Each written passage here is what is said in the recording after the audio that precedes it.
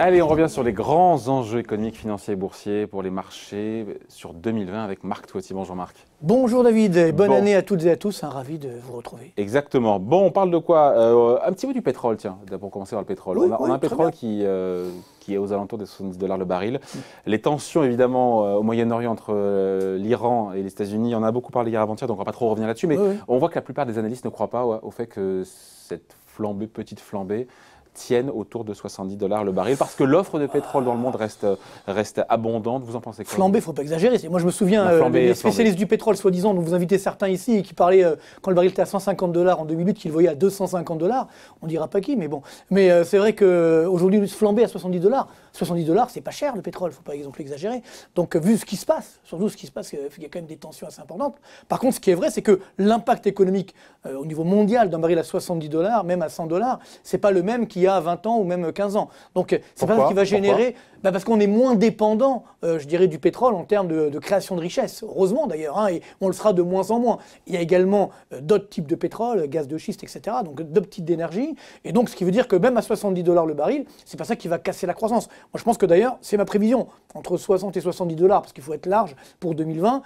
Ça permet de maintenir l'inflation à un niveau normal, autour des 1,5-2%, rien de dramatique. Et ça permet également d'éviter une trop forte baisse de la croissance. Par contre, personne ne peut savoir ce qui va se passer, évidemment, avec l'Iran, etc. Donc, oui, il peut y avoir des tensions comme ça, où on peut monter à 80-90. Ça ne durera pas, parce qu'effectivement, comme vous l'avez bien dit, il n'y a pas de pénurie de pétrole dans le monde, ça c'est clair. Heureusement d'ailleurs.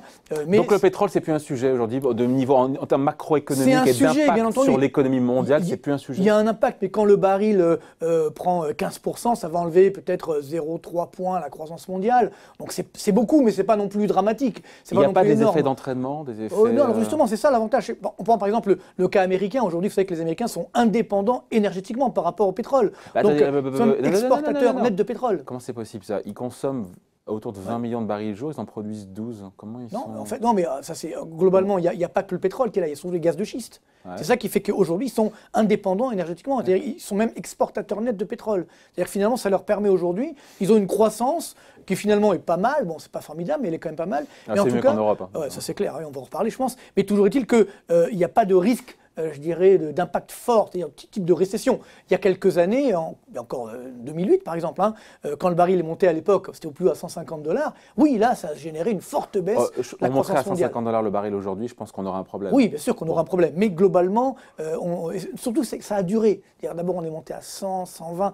Ce qui est dangereux, si on monte à 150, qu'on rebaisse un mois après à 100 ou à 70, c'est pas dramatique. Ce qui était dangereux à l'époque, c'est que ça a mis plusieurs mois, effectivement, à monter. Et il y a eu également un impact négatif sur le dollar. Donc le dollar a baissé. Pour nous, en Europe, l'euro a monté. Donc nous, en Europe, à l'époque, on avait la double peine. Un baril qui était cher et un euro qui était trop fort, ce qui a évidemment généré une récession qui a été assez dramatique avant même les États-Unis. Enfin, quand le pétrole monte et que l'euro monte, pour nous, c'est quand même mieux. Oui, mais enfin, mieux vaut avoir, je dirais, ni l'un ni l'autre, entre guillemets. Oui, évidemment. Mieux vaut avoir un baril qui ne soit pas trop cher. Et je pense que globalement, si on est à 70 $ en 2020, ce qui est, encore une fois, ma prévision entre 60 et 70, c'est une bonne nouvelle. Parce qu'il ne faut pas oublier non plus les producteurs de pétrole. Parce que là, nous, on pense en tant que consommateurs, effectivement, de pétrole. Mais également les producteurs de pétrole et de matières premières. Parce qu'il y a également des impacts qui sont liés, notamment les pays émergents, qui souffrent énormément aujourd'hui, beaucoup plus que d'habitude. Je vous rappelle que les pays émergents sont quand même la locomotive de la croissance mondiale. Si demain ils ne sont pas là, c'est pas nous, les pays développés, qui allons effectivement prendre la place des pays émergents en termes de locomotive de la croissance mondiale. Parce qu'on parle de croissance mondiale, justement, autre élément sur le pétrole, ce qu'on a noté également l'année dernière, c'est que malgré quand le pétrole a augmenté, malgré les soubresauts du pétrole, le cours qu'on appelle CRB, de l'ensemble des matières premières, est resté relativement bas. Donc il n'y a pas non plus de dérapage des cours des matières premières. Pourquoi? Parce que justement, je rebondis sur la croissance mondiale, la demande mondiale effectivement de matières premières, comme la croissance mondiale ralentit, cette demande ralentit. Donc alors, il y a une offre forte, ça devrait, pas une demande forte. Et ça devrait s'accélérer, nous dit l'assureur Aviva. Croissance mondiale qui devrait s'accélérer cette année, modeste, disent-ils. On passerait de 3% en 2019 à 3,25%, disent-ils, en 2020. Est-ce que vous y croyez? Parce que le secteur industriel aurait touché le fond de la piscine, parce qu'il y a un accord partiel, a priori, qui va se signer la semaine prochaine entre Américains et Chinois dans la guerre commerciale, et que c'est dans les tuyaux, et que voilà, ça va... Moi, j'aimerais bien, moi aussi, j'aimerais bien qu'on rase gratis, que tout aille bien dans le meilleur des mondes, etc., qu'il n'y ait plus de problème de réforme des retraites. Sinistre, hein. Mais, non, bien entendu, mais il faut être aussi réaliste. On se doit d'être optimiste, mais il faut aussi être réaliste. Non, aujourd'hui, quand on regarde les indicateurs avancés, parce que c'est comme ça qu'on fait des prévisions, ça sort pas d'un chapeau. Tiens, j'ai envie que demain on soit à 3,5% de croissance. Moi aussi, j'ai envie, bien entendu. Hein. Et alors on a des indicateurs avancés aujourd'hui, notamment dans l'industrie, justement. Les dernières données des indicateurs d'achat, donc dans l'industrie mondiale, on est à 50,1. Vous savez, le niveau de baisse de l'activité, c'est 50. Donc on est pile là en stagnation économique au niveau mondial. Oui, mais ça ne baisse plus. Tenez-vous bien. Si, attendez, justement, il y a tenez-vous bien. Aujourd'hui, je viens de vérifier avant de venir à l'émission, il y a 25 pays aujourd'hui, grands pays, parmi les grands pays, qui sont en récession industrielle. 25, y compris nous, hein, en Europe, hein, la zone euro, l'Allemagne, la France, elle est juste à la limite, mais ça ne va pas tarder avec ce qui se passe avec les grèves, etc. Donc, il n'y a que les Américains qui s'en tirent bien, les Chinois, ça va encore, mais globalement, c'est vrai que ça tire la croissance mondiale. Mais il ne faut pas rêver, encore une fois. Donc la croissance mondiale va continuer de ralentir. Tout à fait. Moi, ma prévision, elle est très simple. Ma prévision, d'ailleurs, parce que je sais que vous allez me parler des bilans des prévisions que je fais tous les ans, le bilan des prévisions. Et là, on va rigoler. Dernière, on va rigoler. Non, on va pas rigoler. Alors, pour ceux qui veulent aller sur mon site acdfi.com, vous verrez le bilan de mes prévisions de l'année dernière. Donc, sur 50 prévisions, j'ai fait effectivement 3 erreurs. Aucune sur l'économie, c'est-à-dire justement la croissance mondiale de 3%, voire même je crois que ce sera plutôt à 2,8 en 2019. Sur la bourse, ça fait 4 ans que la bourse a baissé. Ça fait 4 ans qu'il dit que la bourse a baissé. On l'aurait écouté, on se serait largement appauvri. Je savais que j'ai anticipé. Non, mais là, vous êtes tout malhonnête. Parce qu'en 2018, la bourse a bien baissé. Oui, il faut le reconnaître. Donc là, effectivement, l'année dernière, à cette même place, j'avais fait une erreur de prévision qui était effectivement les taux d'intérêt à long terme. Mais j'avoue, effectivement, que je me suis trompé, parce qu'il y a eu un phénomène un petit peu bizarre. C'est-à-dire qu'on a eu ce ralentissement de la croissance mondiale qui s'est avéré. Donc sur l'économie, entre guillemets, j'avais bon. Mais par contre, la déconnexion entre la bourse et l'économie s'est prolongée. Pourquoi ? Parce qu'effectivement, les banques centrales ont continué leur cadeau, ce que j'appelle leur paradis artificiel. On était, si vous voulez, à l'opium. Maintenant, on est à la cocaïne, peut-être même à la morphine qui arrive. C'est-à-dire, là, on est dans les drogues dures pour permettre justement d'éviter que les marchés partent à la baisse. Et c'est ça, c'est quand même très surprenant aujourd'hui. Moi, je me rappelle d'Alan Greenspan, le président de la Réserve fédérale pendant les années 90, jusqu'à 2000 même, qui disait attention, là, il y a une exubérance irrationnelle des marchés. Pour dire, attention, les marchés vont trop loin. Et ça avait fait dégonfler la bulle Internet de l'époque. Donc, il avait son boulot. Aujourd'hui, c'est l'inverse. Les patrons de banques centrales, y compris Mme Lagarde, que j'adore, bien entendu, que j'aime bien, entre guillemets, mais qui, globalement, aujourd'hui, me disent, on va encore mettre de la liquidité, on va encore continuer. Donc, c'est très dangereux ce jeu que nous jouons. Et je reviens effectivement sur cette erreur. Donc la bourse continue de flamber. Donc les banques centrales aujourd'hui jouent le jeu. Parce qu'elles veulent éviter la récession. Et parce que Jérôme Powell a été pragmatique en se disant l'économie américaine ne supporte pas les taux d'intérêt trop élevés, les taux d'intérêt à long terme, au-delà de 2-3%.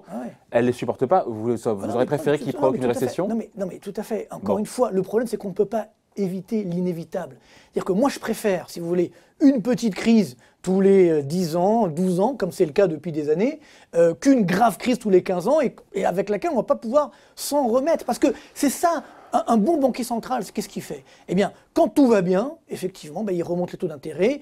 Pour les politiques budgétaires, on retrouve un excédent public, ce qui fait que quand la nouvelle crise arrive, on a les moyens de relancer la machine. Qu'est-ce qui se passe demain ? Quand la crise va arriver, parce qu'elle va arriver, alors ça ne sera peut-être pas 2020, parce que Trump va tout faire pour éviter que ça arrive avant les élections, mais on ne sait pas, peut-être ça arrivera quand même. Eh bien, là, on n'a pas de marge de manœuvre pour relancer la machine. Je rappellerai en 2008-2009, quand on a eu la crise, j'étais l'un des rares à dire que ça allait redémarrer. Vous voyez, quand je suis de nature optimiste. Tout le monde voyait le 29, je dis non, ça va redémarrer. Pourquoi ? Parce qu'effectivement, on a pu à l'époque relancer la machine. On a baissé les taux d'intérêt, on a fait la planche à billets, on a fait de la relance budgétaire. Oui, mais encore une fois, c'était logique. C'est comme ça que fonctionne l'économie. C'est cyclique. Le drame aujourd'hui, c'est que si demain j'ai une nouvelle crise... Elles font tout pour prolonger le cycle, les banques centrales. Non, elles font tout pour faire plaisir au marché. C'est ça qui est extrêmement dangereux. Pas justement, elles oublient leur rôle, qui est la stabilité économique et aussi la stabilité financière. Parce que le risque que nous prenons aujourd'hui, c'est que demain, effectivement, il y ait un krach boursier. C'est-à-dire pas une correction boursière comme on a eu en 2018, un vrai krach boursier. Ça, c'est très dangereux parce qu'encore une fois, si ça se produit, comment on fait pour relancer... Après 10 ans de marché aussi, c'est ça. Comment on fait pour relancer la machine ? C'est ça la vraie question. On ne voit pas d'où viendra un krach boursier. Non, mais je suis d'accord, mais ça viendra de là, on ne le voit pas, tout en comme d'habitude. Mais encore une fois, le vrai enjeu, c'est le suivant. Est-ce qu'aujourd'hui, la réalité financière est connectée à la réalité économique ? La réponse est non. Je vous donne un exemple, on parle des marchés boursiers, mais encore pire, les marchés obligataires. Les taux d'intérêt qui sont aussi bas aujourd'hui, ça n'a aucun sens. Vous savez que la dette publique française est à plus de 100% de notre PIB. On n'a pas de croissance, quasiment pas, donc ça veut dire que cette dette ne marche pas. On a 1%, c'est quasiment rien. Et malgré ça, les taux d'intérêt sont à 0. Enfin, faut pas un autre exemple. Avec une croissance de 1%, vous ne voulez pas des taux d'intérêt à 5 non plus. C'est ce que je vous dis, non, d'accord, entre 0 ou même du négatif et un taux long, attention, pas les taux courts, les taux obligataires sur les obligations d'État. Autre exemple, la Grèce. Voilà, la Grèce, c'est formidable. Je vous rappelle que quand est arrivée la crise grecque, en 2010-2011, à l'époque, la dette grecque était à 170% du PIB. Tout le monde criait « Oh là là, c'est la fin, c'est une catastrophe, etc. » Les taux d'intérêt de la dette grecque à 10 ans, à l'époque, sont montés à 35%. Vous pouvez vérifier, 35%. Un peu plus même. Ouais, un peu plus. Et donc après, qu'a-t-on fait? On a fait des cadeaux à la Grèce, on a dit on supprime une partie de la dette. La dette grecque est retombée à 140. Aujourd'hui, elle a combien la dette grecque? Tenez-vous bien, 180% du PIB. Oui, mais elle se finance à zéro. Laissez-moi finir. Elle se finance à zéro. C'est ça le problème. Donc le taux de la dette grecque aujourd'hui est plus élevé qu'en 2010, quand tout le monde avait peur. Mais il se finance Et pour rien. aujourd'hui, le taux de la dette grecque à 10 ans, il est à combien? Il est à pas 35, il n'est pas à 20, il n'est pas à 10. Il est à 2,3. Il est à 1,3. Mais ça n'a pas de sens. C'est-à-dire qu'aujourd'hui, on est dans un monde où on est complètement aveuglé. Voilà. C'est ça qui m'inquiète. Et là, je pense que c'est le rôle des économistes, des journalistes, des politiques, de tirer la sonnette d'alarme, ou des banquiers centraux, de dire, attendez, là, on va trop loin.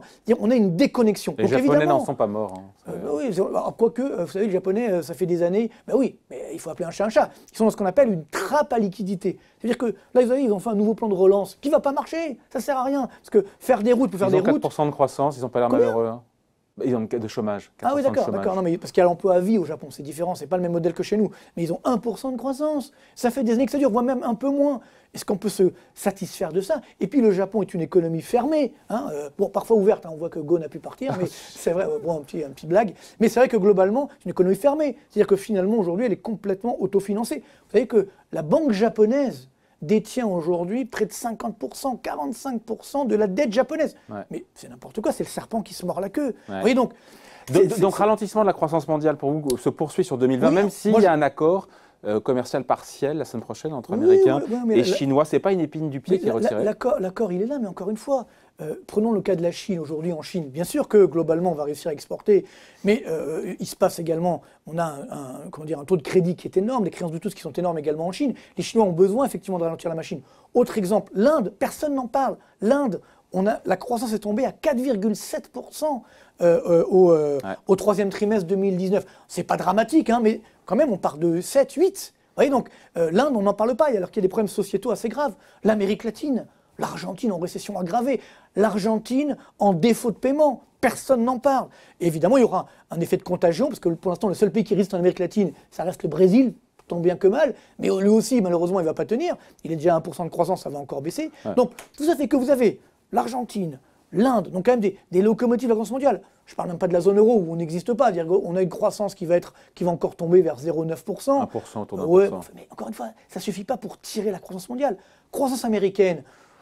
Du point de vue de l'Américain moyen, ça se passe bien aux États-Unis. Il faut arrêter avec ça, la confiance des consommateurs, elle est bonne, le marché immobilier se tient bien, l'emploi se porte bien. Tout à fait. Non, mais c'est pour ça que je ne vois pas. Non, mais ça, vous avez remarqué que je ne parle pas de récession mondiale, je parle de ralentissement. Qui se poursuit en 2020. Oui, tout à fait. Je table, c'est ma prévision de croissance. Vous l'avez également sur mon site, j'ai tout sorti la semaine dernière. 1,4%. 1,5% de croissance aux États-Unis. Ouf, c'est bas ça. Non, c'est bien, mais c'est pas mal. Mais je vous rappelle qu'on est sur le cycle le plus long de l'histoire américaine. 47 trimestres de cycle, c'est du jamais vu. Là, on a explosé les compteurs du cycle des années 80, des années 90. 47 trimestres, il faut bien que ça s'arrête. Les arbres ne montent pas au ciel. Alors je comprends Trump qui n'a pas envie qu'il y ait une crise juste avant les élections de 2020, de novembre 2020. Mais quand même, là aussi, on est dans une fuite en avant qui est extrêmement dangereuse. Donc, je ne vais pas m'amuser à dire oui, ça va baisser de 20% avec ça. Peut-être ça va le faire. Mais encore une fois, si on est dans un paradis artificiel, que vous êtes complètement shooté à la cocaïne, vous ne voyez pas la réalité. Même quand on vous fait mal, vous ne le voyez même pas. Regardez ce qui se passe aujourd'hui, le cas de l'Iran la semaine dernière, je veux dire, mais encore aujourd'hui. Il y a quelques années, les marchés auraient baissé de 3%, 4%, parce qu'il y a une incertitude énorme là-bas. Là, rien, moins 0,5, moins 0,4. Qu'est-ce qui vous inquiète le plus et qui vous rassure le plus aussi en ce début d'année? Qu'est-ce qui inquiète le plus par toi? Attention. Moi, ce qui m'inquiète le plus, je vais peut-être vous surprendre, c'est la France. Parce que ce qui se passe aujourd'hui, ça paraît anodin en termes de réformes sur les retraites, etc.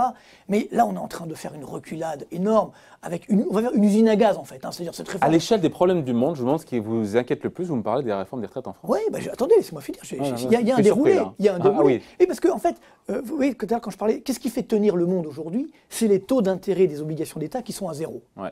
Mais si jamais demain ça change... Il n'y a pas de raison que ça change, attendez, Marc. Vous allez voir. Qu'est-ce qui fait que ça peut changer? Alors, je suis d'accord avec vous, les taux longs, les taux d'intérêt des obligations d'État, c'est les taux courts, donc les taux monétaires, plus des primes de risque. Ouais.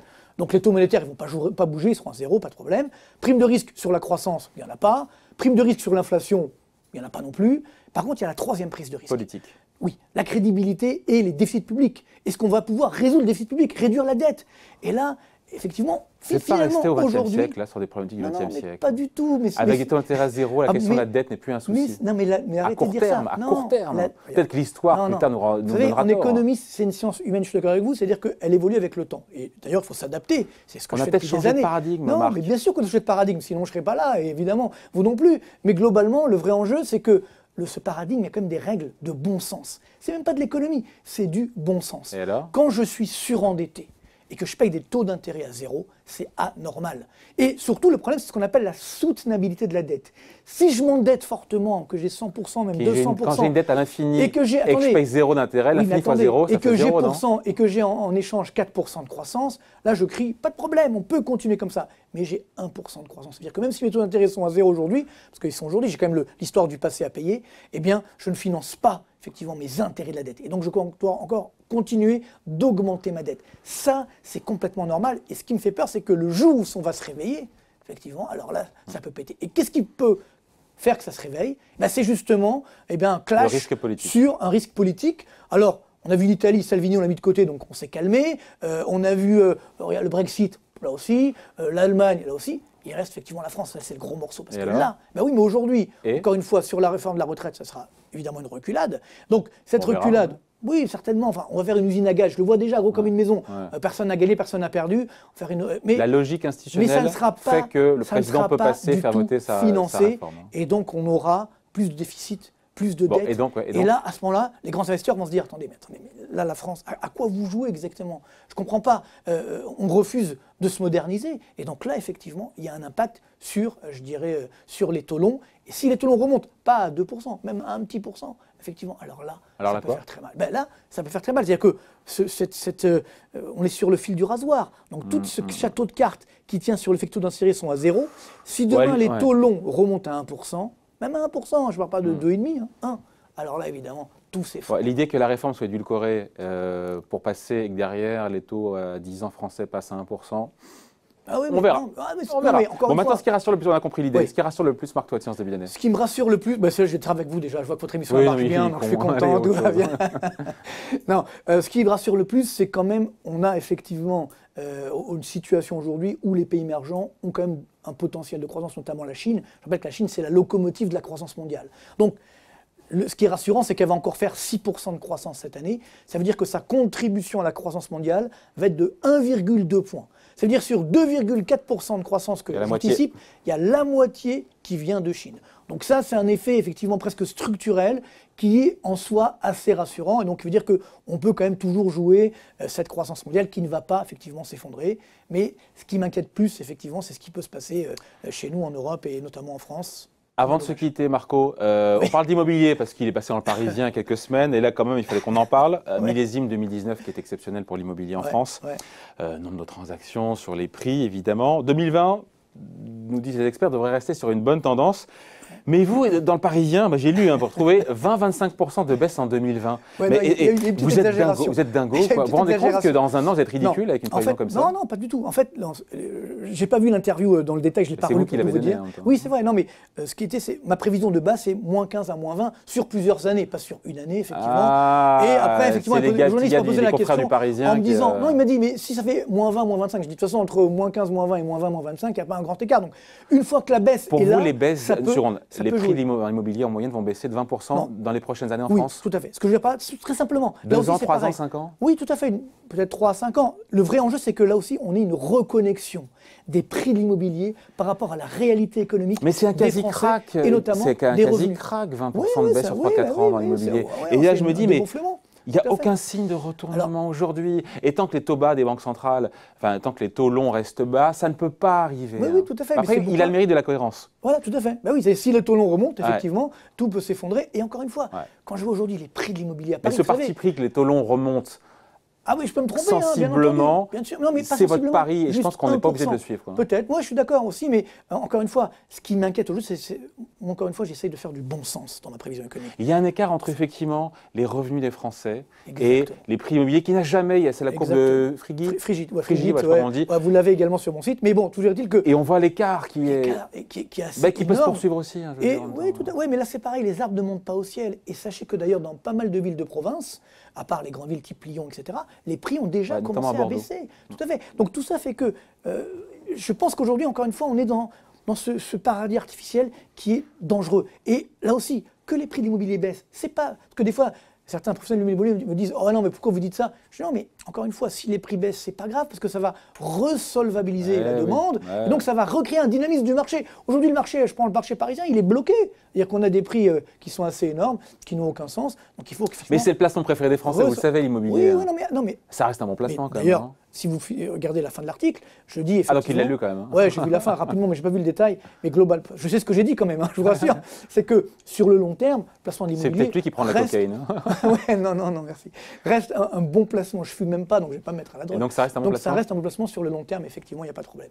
Et donc alors, donc, ça veut dire il n'y a pas une incohérence, ça reste un bon placement et ça a baissé de 20%. Non, ça veut dire que oui, mais une fois que cette baisse sera là, on pourra revenir allègrement. Et pour ceux qui ne sont pas encore propriétaires, là, par contre, vous devez tout faire pour être propriétaire, parce que même si ça baisse, c'est pas grave, au moins vous n'aurez pas perdu vos loyers et vous serez au moins propriétaire. Voilà, merci d'avoir été avec nous. Marc Toiti, toujours un grand plaisir. Économiste Marc Toiti qui était chez nous, il était au Parisien, mais il est aussi sur Boursorama. Bien sûr, toujours. Allez, salut gars. À bientôt, bye.